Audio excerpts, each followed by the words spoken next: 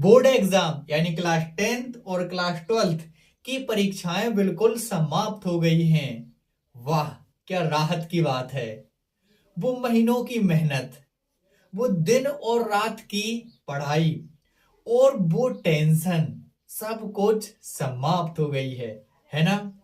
और अब है आपके पास में फ्री टाइम, लेकिन कुछ दिनों के लिए। क्यों?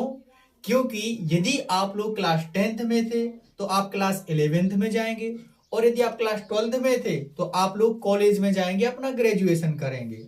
यानी कि आपके पास में ये कुछ दिनों का टाइम बचा है।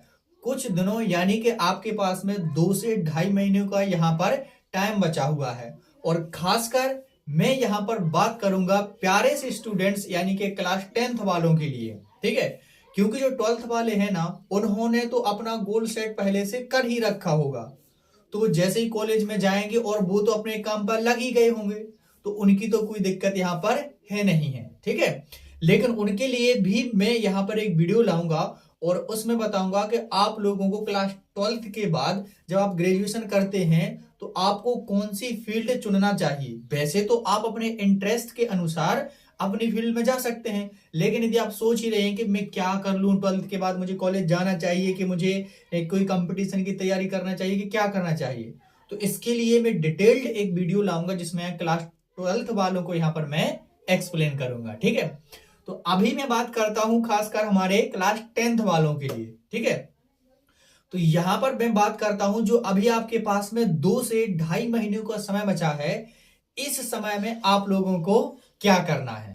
तो अभी आप लोगों ने अपने बोर्ड्स एग्जाम के लिए क्लास 10th वालों, आप लोगों ने खूब मेहनत करी है, थोड़े दिमाग पर भी आप लोगों ने बहुत जोर दिया है। तो आप लोगों को इतनी मेहनत के बाद, इतनी दिन रातों की पढ़ाई के बाद आप लोगों को अभी रिलैक्स करना चाहिए। और रिलैक्स करने के लिए आप लोग क्या कर सकते हैं? सबसे पहली बात, आप लोग अपने दोस्तों के साथ समय बिताएं, उनके साथ में खूब मस्ती करें, मजाक करें, यहां वहां कहीं पर कोई अच्छी सी जगह पर घूमने के लिए जाएं। विशेषकर अच्छी जगह पर, कोई हिस्टोरिकल प्लेस है ना, अच्छी जगह पर जाना, ऐसी वैसी जगह पर घूमने मत जाना, ठीक है। तो अपने दोस्तों के साथ मजाक करें, मस्ती करें और खुश रहें, ठीक है। और दूसरी बात है कि आप लोग अपने आप से भी क्या कर सकते हैं, जैसे कोई पसंदीदा आप लोग फिल्म देख सकते हैं, गाने सुन सकते हैं, ठीक है। और कोई नाटक देख सकते हैं, या आपको कोई गेमिंग का शौक है तो आप लोग वो भी कर सकते हैं, ठीक है। इसके अलावा आप लोग तीसरे नंबर पर आप लोग क्या कर सकते हैं कि अपने रिलेटिव्स यानी अपने मामा, फूफा, चाचा, जिसके भी रिश्तेदारी में आप लोग अपने यहाँ पर जा सकते हैं, ठीक है। और वहां पर भी जो आपके साथ के एज के होंगे ना, बड़ा ही मामा के यहाँ चिल कर सकते हैं।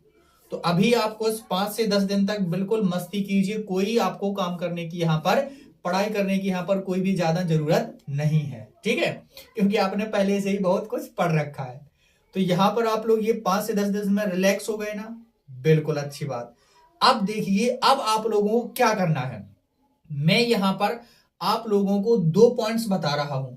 इन 2 पॉइंट्स को यदि आप लोगों ने कर लिया तो मेरी बात मानिए कि आप लोग, जो बाकी के जो बच्चे होंगे ना जो ये काम नहीं करेंगे, उनसे आप लोग 10 कदम क्या, कई कदम उनसे आप लोग आगे होंगे। ये मेरा वादा है आप लोगों से। बस इसको ध्यान से सुनना है, समझना है और उसको करना जरूर है। बस सुनने समझने वीडियो देखने से कुछ नहीं होगा, आपको वो करना जरूरी है, ठीक है। तो देखिए, पहला काम आप लोग क्या कर सकते हैं। पहला काम बहुत इंपॉर्टेंट, आप लोग अपनी स्किल्स को इंप्रूव कर सकते हैं। पहली बात कि यदि आप लोग कोई स्किल्स जानते हैं, स्किल्स मतलब पढ़ाई के अलावा जिसमें आपका इंटरेस्ट है, जो आप करना, जो जिसको करना आपको अच्छा लगता है, वो आप लोग पहले से यदि कर रहे हैं तो उसको इंप्रूव कर सकते हैं।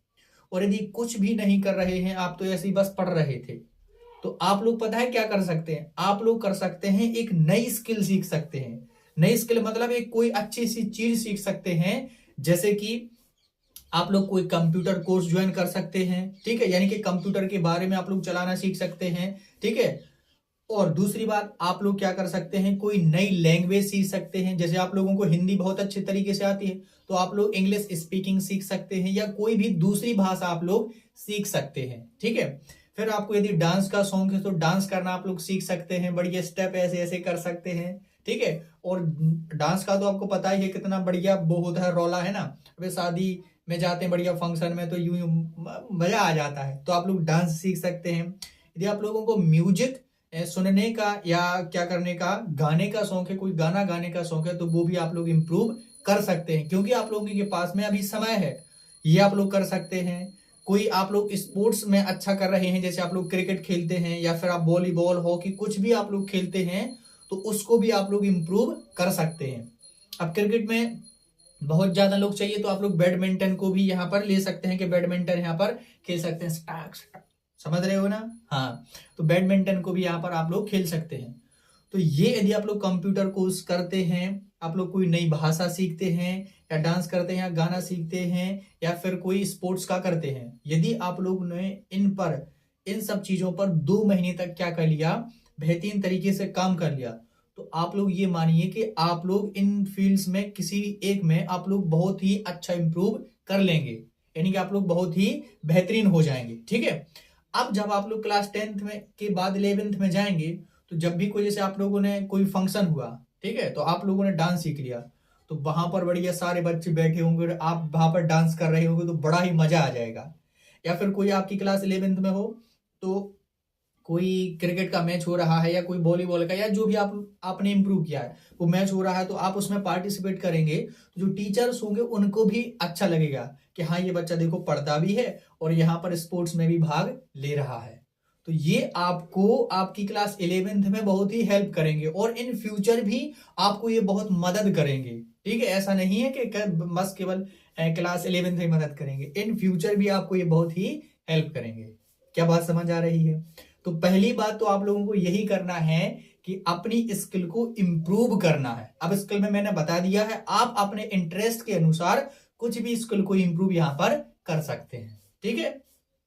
तो अब बात करते हैं दूसरी बात, यानी कि पहली बात हमारी हो गई यहां पर स्किल इंप्रूव करने की।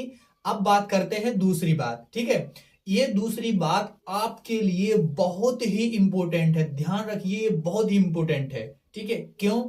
क्योंकि इस दूसरी बात में आप लोगों को, पहली बात, आपको जो स्किल इंप्रूव करना है वो तो 2 महीने में आप लोगों ने निपटा दिया, उसकी बात छोड़ो। अब आपके पास में जो 15 दिन का टाइम बच गया ना, 2.5 महीने का टाइम था ना, तो 2 महीने आपने स्किल्स में दे दिए। अब आपके पास में जो 15 दिन का टाइम बच गया ना, इसमें आपको क्या करना है, अपनी स्ट्रीम को चुनना है।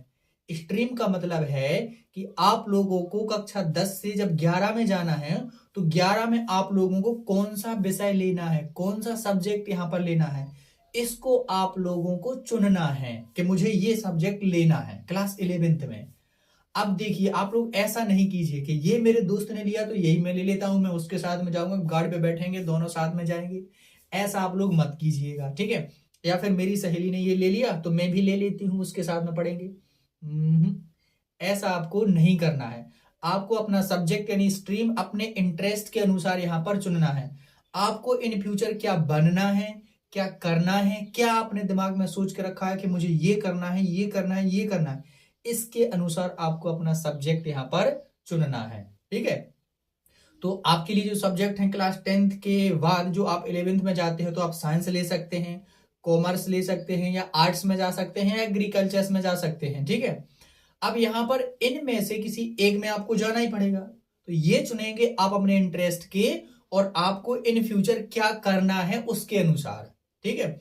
जैसे मान लीजिए आपको इंजीनियर बनना है, ठीक है, तो आप लोग साइंस ले सकते हैं। ठीक है।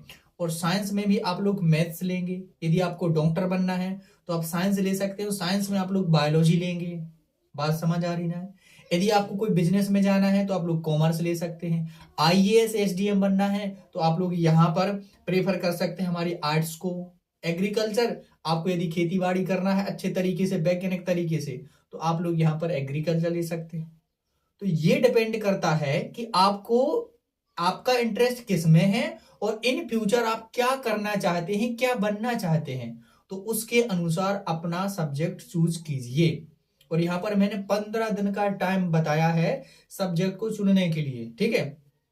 यहां पर मैं तो आपको बता ही रहा हूं कि अपने इंटरेस्ट के अनुसार चुनिए।